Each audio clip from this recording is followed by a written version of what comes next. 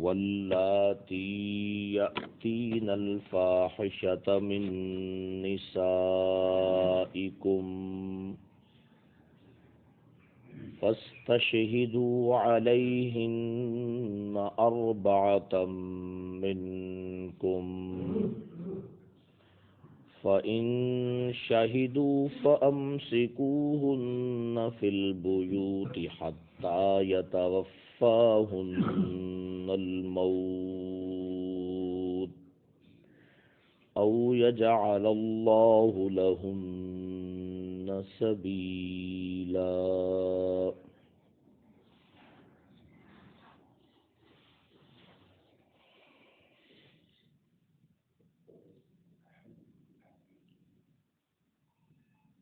اور وہ عورتیں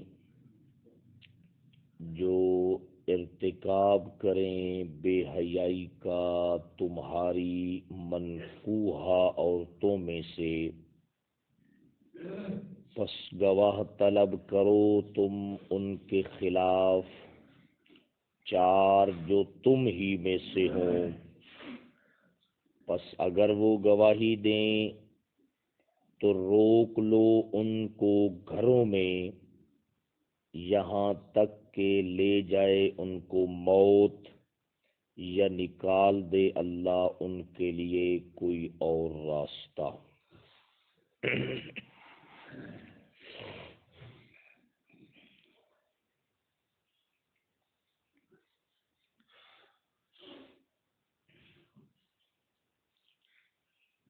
سورۃ النساء کے حوالے سے بحمد اللہ تعالی آپ یہ بات جان چکے ہیں کہ اس سورہ مبارکہ کا خاص عنوان ہے اصلاح معاشرہ، اور اب تیسرا رکوع شروع ہو چکا ہے۔ 2 عنوان اصلاح معاشرہ کے ہمارے سامنے آ چکے ہیں۔ پہلا عنوان کیا ہے 2 رکوعوں کا؟ حرام خوری سے اپنے آپ کو بچانا، یہ پہلے 2 رکوعوں کا خلاصہ ہے۔ پھر جس طرح آپ جانتے ہیں کہ قرآن نے ذکر کیا کہ حرام خوری کی بہت ساری صورتیں تھیں، یتیموں کا مال مختلف ہیلے بہانوں سے کھا جانا، اپنی بیویوں کا حق مہر کھا جانا، بچیوں کی اور چھوٹے لوگوں کی وراثت کو کھا جانا۔ اسی طرح اب جو دوسرا عنوان تیسرے رکوع سے شروع ہو رہا ہے، اس کا عنوان کیا ہے؟ اپنے آپ کو حرام کاری سے بچانا۔ زیادہ آپ تفصیل نہ بھی یاد رکھ سکیں تو اصلاح معاشرہ کے جو اس سورہ مبارکہ کے عنوان ہیں وہ تو یاد رکھنے چاہیے۔ پہلا عنوان اب کیا ہے؟ حرام خوری سے اپنے آپ کو، اور دوسرا عنوان کیا ہے؟ حرام کاری سے اپنے آپ کو بچانا۔ حرام کاری کی جناب والا اس رکوع میں اب مختلف صورتیں آئیں گی۔ جس طرح حرام خوری کی مختلف صورتیں تھیں، اسی طرح حرام کاری کی بھی کیا ہیں؟ مختلف صورتیں ہیں۔ پہلا نمبر اللہ رب العزت نے لگایا ہے زنا کا۔ پہلا نمبر کس کا لگایا ہے؟ زنا کا لگایا ہے۔ اب متصل اس کے بعد جو آیت مبارکہ آ رہی ہے اس میں اللہ رب العزت نے فرمایا کہ واللذان یاتیانھا منکم، 2 مرد جو آپس میں حرام کاری کرتے ہیں اس کا تذکرہ ہے۔ سمجھ آئے گی؟ پہلے مرد اور عورت کی حرام کاری کا تذکرہ ہے، پھر اس کے بعد کیا ہے؟ 2 مرد جو آپس میں مل کر حرام کاری کرتے ہیں اس کا کیا ہے بھائی؟ تذکرہ۔ تو معاشرے کے اندر پاکیزگی لانے کے لیے، معاشرے میں امن لانے کے لیے، معاشرے کی اصلاح کے لیے اصل قوانین یہ ہیں جو اللہ رب العزت نے بیان فرمائے ہیں۔ سمجھ آئے گی؟ تو اس سلسلے میں جو جناب والا چیزیں ہمارے دست قدرت کے اندر ہیں، ہمارے قبضہ کے اندر ہیں، جہاں تک ہماری دسترس ہے، ہمارا بھی حق بنتا ہے کہ ہم حرام خوری سے اور حرام کاری سے اپنی خاص طور پر کیا کریں بھائی؟ حفاظت کریں۔ اور جو حکومت کے ذرائع ہیں، حکومت وقت کا بھی حق بنتا ہے کہ معاشرے کو پاک کرنے کے لیے حرام خوری کا بھی خاتمہ کریں اور حرام کاری کا بھی کیا کریں؟ خاتمہ کریں. سمجھ آئے گی؟ اب یہ جو رشوتیں چل رہی ہیں، آپ کیا سمجھتے ہیں کہ رشوت حلال خوری ہے یا حرام خوری ہے؟ حرام خوری ہے. اب اس کا روکنا میرے اور آپ کے بس کی بات نہیں ہے. جب تک حکومت اور ادارے اس کو نہ روکیں اور اس کے اوپر سختی نہ کریں جناب والا، اس وقت تک اس کا روکنا ہمارے بس کی بات نہیں ہے. سمجھا کہ جناب والا؟ تو اللہ رب العزت نے ارشاد فرمایا، کل کے درس میں آیت مبارکہ کا ترجمہ آپ سن چکے ہیں. تو بہرحال یہ دو عنوان بڑے بڑے ہو گئے ہیں، ان کو آپ نے یاد رکھنا ہے. پھر جو پچھلے دو رکوعوں میں حرام خوری کی مختلف صورتیں تھیں وہ بھی ذہن میں رہ جائیں تو بہت بڑی بات ہے. نہ بھی یاد رہیں تو اصل عنوان ذہن میں رہنا چاہیے. اب دوسرا عنوان شروع ہو گیا ہے کہ حرام کاری سے اپنے معاشرے کو کیا کرنا ہے بھائی؟ بچانا ہے. سمجھے گی؟ کیونکہ اس سے معاشرے میں اصلاح نہیں ہوگی بلکہ معاشرے میں کیا ہوگا؟ فساد ہوگا. دیکھیے ذرا، اب یہاں پر بھی اللہ رب العزت نے جب حرام کاری کا تذکرہ فرمایا کہ اس سے اپنے معاشرے کو بچانا ہے، تو پہلا نمبر کس حرام کاری کا ہے؟ زنا کا. پہلا نمبر کس کا ہے؟ زنا کا. سمجھ آئے گی جناب والا؟ فرمایا واللاتی یاتین الفاحشۃ، فرمایا کہ وہ عورتیں جو کریں بے حیائی کا ارتکاب من نسائکم، اور وہ ہوں بھی تمہارے نکاحوں کے اندر، تمہاری منکوحوں، ان سے بے حیائی کا کیا ہو جائے؟ ارتکاب ہو جائے. تو قرآن مجید فرقان حمید نے صرف یہاں پر پہلا نمبر اس کا نہیں لگایا حرام کاری میں، بلکہ اللہ رب العزت نے جہاں پر بھی اپنی کتاب میں رذائل چیزوں کا اور گندی چیزوں کی حرمت کا تذکرہ کیا ہے، وہاں پر بھی اللہ رب العزت نے سب سے پہلے فواحش کا ہی تذکرہ کیا ہے. کیونکہ یہ ایسی چیز ہے کہ اگر معاشرے کے اندر یہ فواحش پھیل جائیں تو پھر معاشرے بالکل سارے کا سارا کیا ہو جاتا ہے؟ تباہ ہو جاتا ہے. سمجھا کہ جناب والا؟ تو اللہ رب العزت نے قرآن مجید میں مختلف مقامات پر اس چیز کو بیان کیا ہے. مثال کے طور پہ اللہ رب العزت نے فرمایا قل، میرے حبیب جی اعلان فرما دیجئے، انما حرم ربی الفواحش ما ظہر منها وما بطن. اللہ فرماتے ہیں کہ میرے حبیب اعلان کر دیجئے کہ بے شک میرے رب نے تو بے حیائی کو مکمل طور پر کیا کر دیا ہے؟ حرام کر دیا ہے. سمجھ آئے گی؟ خواہ وہ ظاہری طور پر بے حیائی ہو یا چھپ کر بے حیائی ہو، ہر قسم کی بے حیائی کو اللہ نے کیا کر دیا ہے؟ حرام کر دیا ہے. اسی طرح کسی مقام پر اللہ فرما رہے ہیں لا تقربوا الفواحش ما ظہر منها وما بطن، فرمایا کہ فواحش کے اور بے حیائی کے بالکل قریب بھی نہ جاؤ.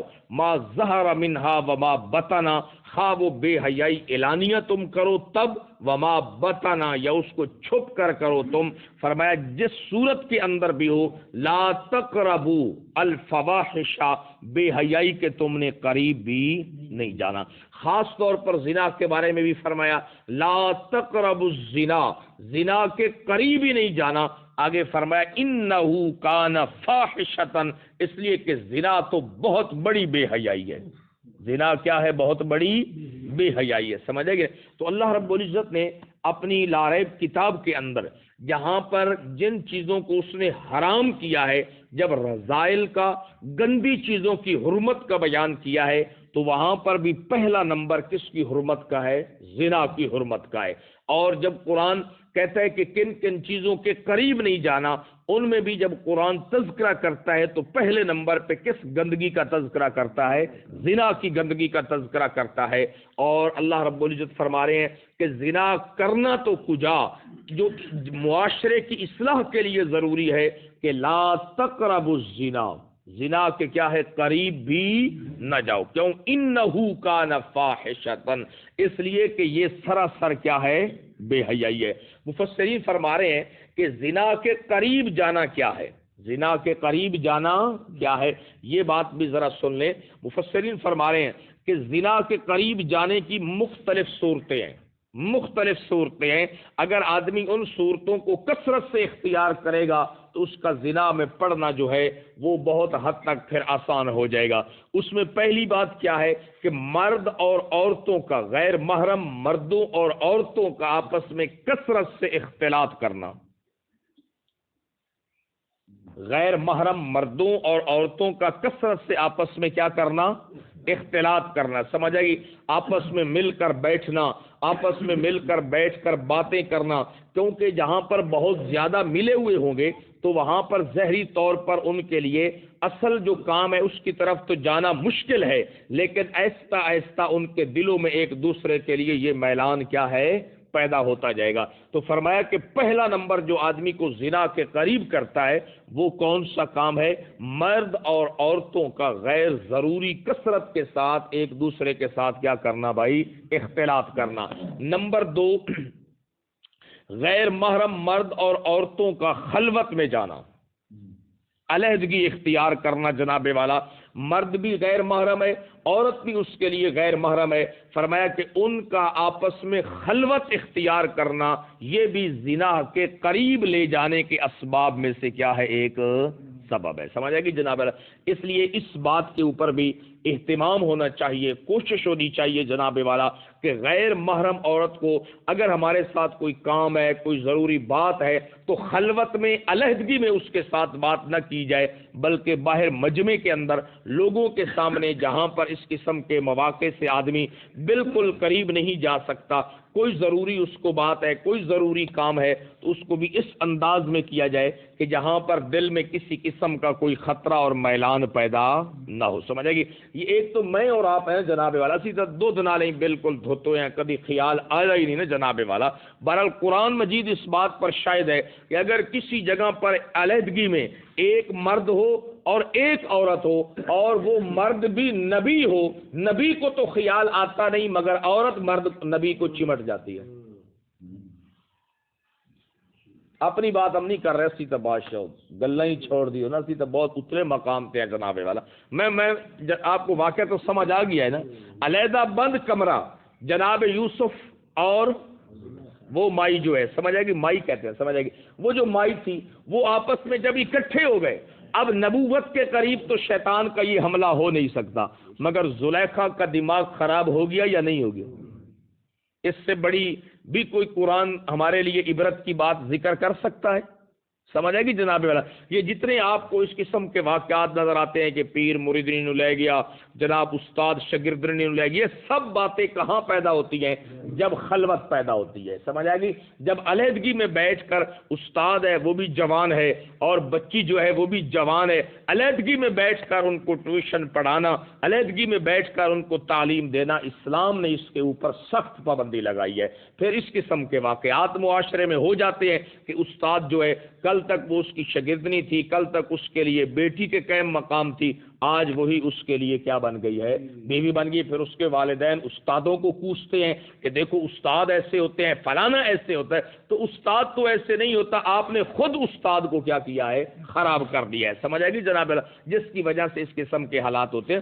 تو قرآن مجید ان چیزوں کے حوالے سے بہت محتاط ہے اور بہت سیریس ہے، بہت سنجیدہ ہے اس حوالے کے ساتھ. تو پہلا کام جو آدمی کو معاشرے میں اس بے حیائی کے قریب کرتا ہے وہ کیا ہے؟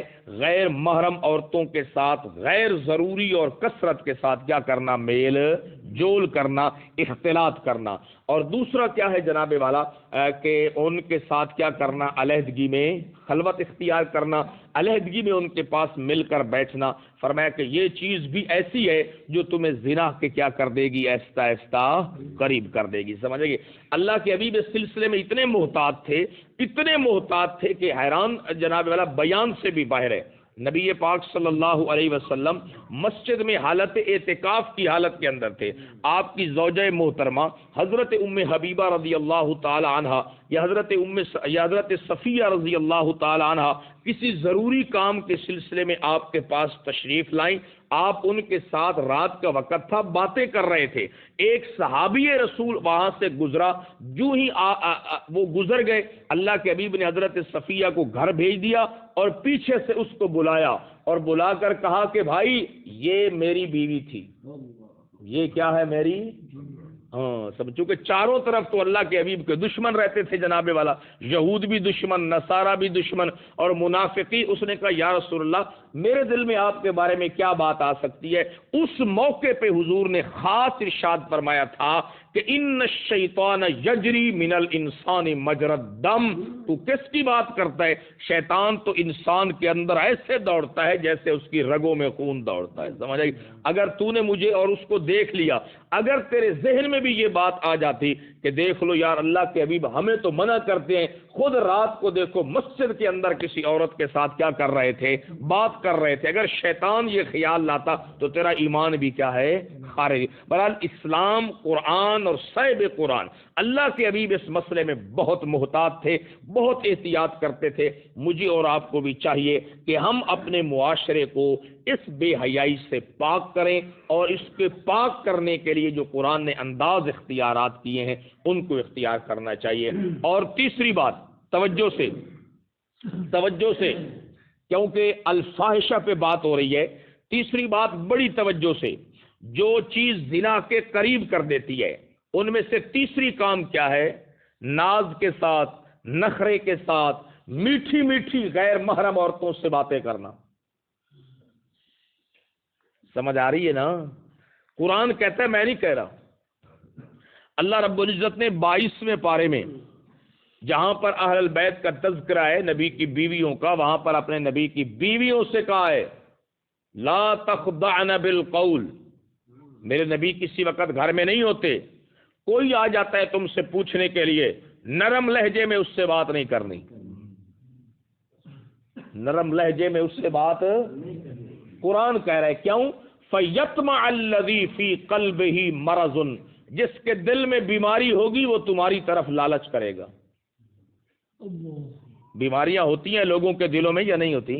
سمجھ آ گئی؟ تو پھر جب آگے سے نرم گفتگو کے ساتھ جواب ملے گا، ناز و نخرے کے ساتھ جواب ملے گا، تو پہلے بیماری اور روگ اس کو لگا ہوا ہے تو وہ روگ کیا ہے؟ مزید پکا ہو جائے گا۔ سمجھ آئے گی؟ اس لیے اگر جناب والا میں اور آپ کہیں جاتے ہیں، وہاں پر ان کے گھر والے موجود نہیں ہیں اور ان سے پوچھا جائے تو ان کو جاندار کڑکدار جواب دینا چاہیے۔ شاندار کڑکدار چائے پیتے ہیں نا ہم، تو جواب بھی کڑکدار اندر سے آنا چاہیے۔ سمجھ آئے گی؟ وہ باہر آپ کو مل لیں گے، دکان پہ چلے جاؤ، ادھر آ جاتے ہو تو منہ اٹھا کر، سمجھ آئے گی؟ اتنے جاوے تو نہ کہ تو گھر سوانی رکھی ہوئی ہے، ڈین رکھی ہوئی ہے، سمجھ آ گئی؟ میں گیا تو میرے ہتھی پہ گئی، تو کیا خیال ہے آئندہ وہ پھر آئے گا؟ بھائی میں نہیں کہہ رہا کہ میرے ذمہ نہ لگانا، قرآن کہہ رہا ہے، سمجھ آ گئی؟ عورت کے حیا کی حفاظت کے لیے قرآن نے کہا ہے، سمجھ آ گئی؟ کہ جن کے دلوں میں روگ ہوتا ہے، بیماری ہوتی ہے، مرض ہوتا ہے، اگر عورت ان کے ساتھ نرم بات کرے گی تو وہ بیماری اور کیا ہو جائے گی؟ پکی ہو جائے گی۔ اور اگر اس کے ساتھ معاملہ کس کے رکھے سی تو دوئی واری اس رکھنا ہے یہ نیڑے لگڑا، یہ تو پکی بات ہے، سمجھ آئے گی جناب والا؟ تو اس لیے اللہ رب العزت فرما رہے ہیں کہ لا تقربوا الزنا، اس بے حیائی کے قریب بھی نہیں جانا، کیونکہ یہ بے حیائی ایسی ہے جو تمہارے معاشرے کی جڑوں کو ہلا کے رکھ دے گی، تمہارے معاشرے کو تیس نیس کر کے رکھ دے گی جناب والا۔ تو چوتھی بات جو ذکر کی ہے وہ یہ ہے کہ جو چیز تمہیں زنا کے قریب لے کر جانے والی ہے وہ ہے نظر بازی۔ وہ کیا ہے؟ ہر گزرتی عورت کو ہم نے دیکھنا ہے۔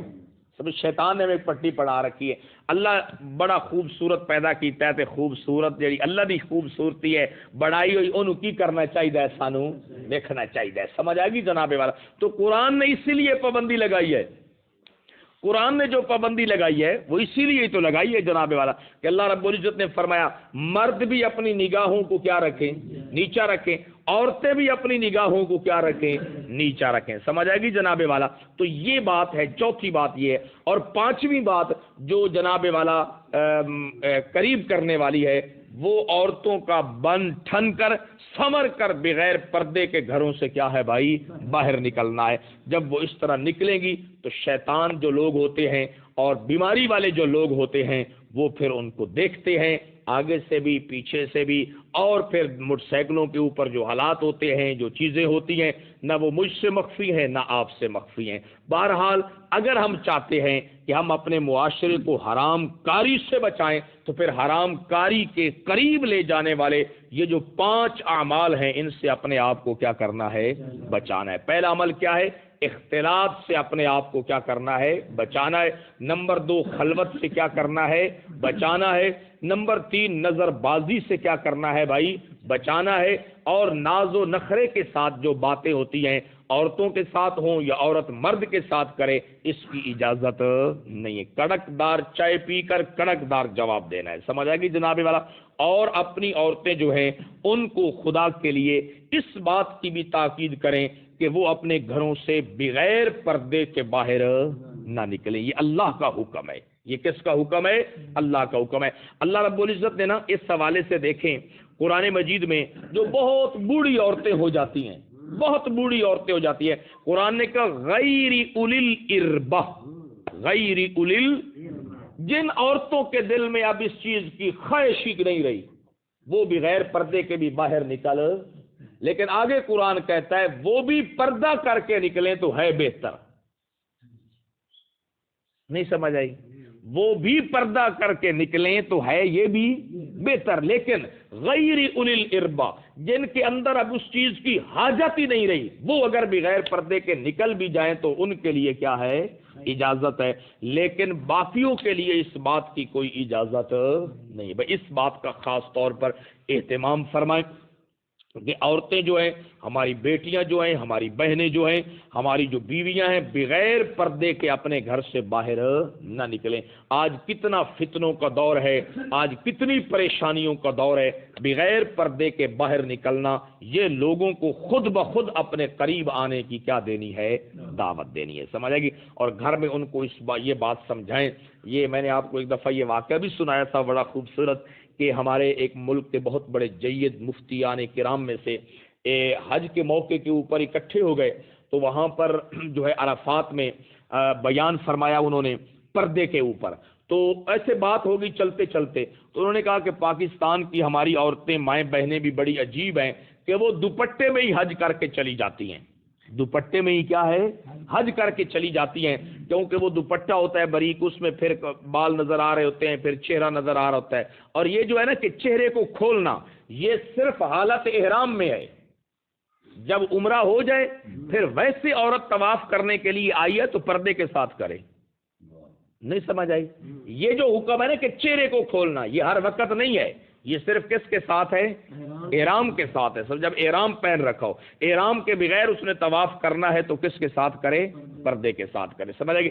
تو کہتے ہیں کہ میں نے بیان کیا تو ایک ہمارے حاضر سروس ابھی منسٹر ہیں پنجاب کے، ان کی جو محترمہ تھی وہ بھی موجود تھی، وہ کھڑی ہو گئی، اس نے کہا کمال ہے آپ لوگوں کا، نہ ہمیں پاکستان میں چھوڑتے ہیں کہیں کا، نہ ادھر چھوڑتے ہیں، یہاں پر بھی یہی مسئلہ آپ لوگوں نے بیان کرنا شروع کر دیا ہے۔ تو کہتے ہیں میں نے کہا بڑی معزز خاتون تھی اور بڑی معزز جگہ تھی، میں نے کہا یا اللہ یہ عجیب بات ہے کہ اب یہاں پر بھی اس نے یہ بات شروع کر دی۔ کہتے ہیں میری پوتی جو ہے نا وہ میرے ساتھ تھی، تو وہ اس سے تو عمر میں بہت چھوٹی تھی لیکن وہ پردے کی حالت میں تھی، تو میں نے اس کو کھڑا کر دیا۔ میں نے کہا آپ مجھے یہ بتائیں کہ آپ زیادہ باوقار لگ رہی ہیں یا یہ میری بچی باوقار لگ رہی ہے؟ بس آپ اس کو چھوڑیں کہ یہ کیا ہے، یعنی آپ صرف یہ بتائیں۔ کہتے ہیں بس وہ خاموش ہو گئی اور چلی گئی۔ کہتے ہیں کہ ہم چلتے رہے، میرا آخری دن تھا، میں آخری طواف میں تھا بیت اللہ کے لیے، کہ وہ قریب میرے پاس آئی اور مجھے کہا آپ نے مجھے پہچانا ہے؟ کہا میں نے تو نہیں پہچانا، کہا میں وہی ہوں جس کو آپ نے بچی کھڑی کر کے کہا تھا کہ یہ باوقار لگ رہی ہے یا تو باوقار لگ رہی ہے۔ پھر اس کے بعد جب بھی میں نے دو عورتوں کو دیکھا، ایک پردے والی کو ایک اپنے آپ کو، تو میں نے کہا وقار عورت کا پردے کے اندر ہے، میں یہی سے ہی توبہ کر کے جا رہی ہوں اور آپ کو دکھا رہی ہوں کہ میں نے پردے کا اہتمام شروع کر دیا۔ سمجھ آ گئی بھائی؟ اس لیے بھائی یہ عورت کا وقار، عورت کی عزت، عورت کی حیا کی جو بات ہے، اور اس کا وقار بے پردگی کے اندر نہیں ہے بلکہ کس کے اندر ہے بھائی؟ پردے کی۔ اس بات کا بھائی اہتمام فرمائیں، کیونکہ ہم اس بات کا بھی ارادہ کر رہے ہیں نا انشاءاللہ کہ ہم نے اپنے معاشرے کو حرام کاری سے کیا کرنا ہے؟ بچانا ہے، کیونکہ قرآن کس لیے ہم پڑھ رہے ہیں سن رہے ہیں کہ اس کے اوپر کیا کرنا ہے؟ عمل کرنا ہے۔ سمجھ آئے گا؟ ترجمہ سن لیں۔ فرمایا جی واللاتی یاتین الفاحشۃ من نسائکم، اور وہ عورتیں یاتین الفاحشۃ جو آئیں، جو کریں الفاحشۃ بے حیائی کا ارتکاب، من نسائکم تمہاری عورتوں میں سے، من کو نکاح بھی ہے مگر اس کے باوجود بے حیائی کا ارتکاب کر بیٹھے، فاستشہدوا علیہن اربعۃ منکم، تو پھر جو کوئی تمہیں بتائے اس سے 4 گواہ طلب کرو، مرد ہو منکم، تم ہی میں سے ہو، مسلمان ہو۔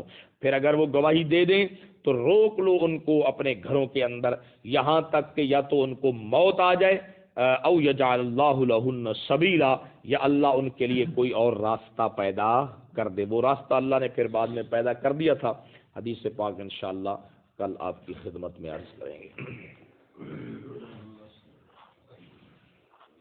اللہم انت السلام و منک السلام، تبارک یا ذا الجلال والاکرام، اللہم لا مانع لما اعطیت ولا معطی لما منعت ولا ينفع ذا الجد منک الجد، لا الہ الا اللہ وحدہ لا شریک له